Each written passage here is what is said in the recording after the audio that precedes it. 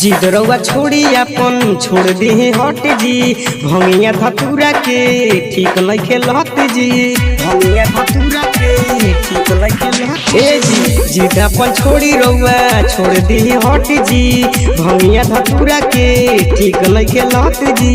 पी दूध रउआ खाई मलाई जी, मलाई जी। भंगिया पीसे में हमके दुख बड़ी होला, बेरी बेरी बथे कलाई जी। भंगिया पीसे में हमके दुख बड़ी होला, बेरी बेरी बथे कलाई जी।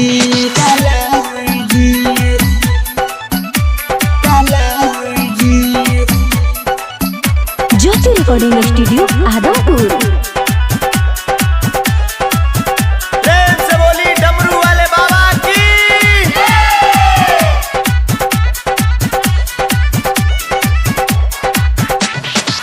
भंगिया के जोश में रहनी न होश में, जियल भइल भावे काले। भोला जी दुख बुझिना, ए भोला जी दुख बुझिना, ए भोला जी दुख बुझिना।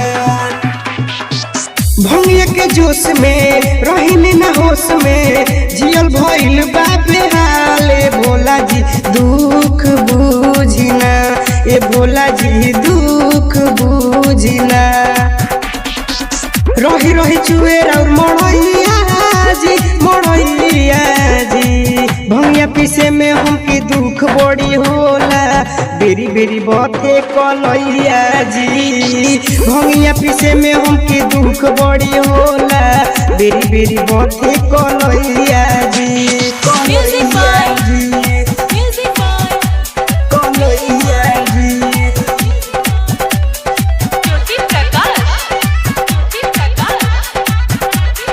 म्यूजिक बाय विशाल राजा।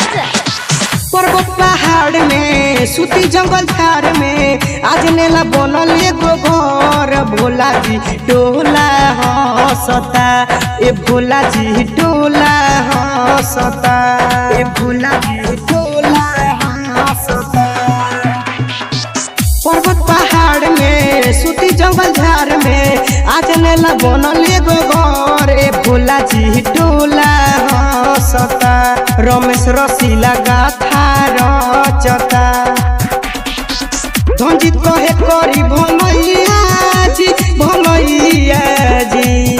भंगिया पीसे में हमके दुख बड़ी होला, बेरी बेरी बथे कलैया जी।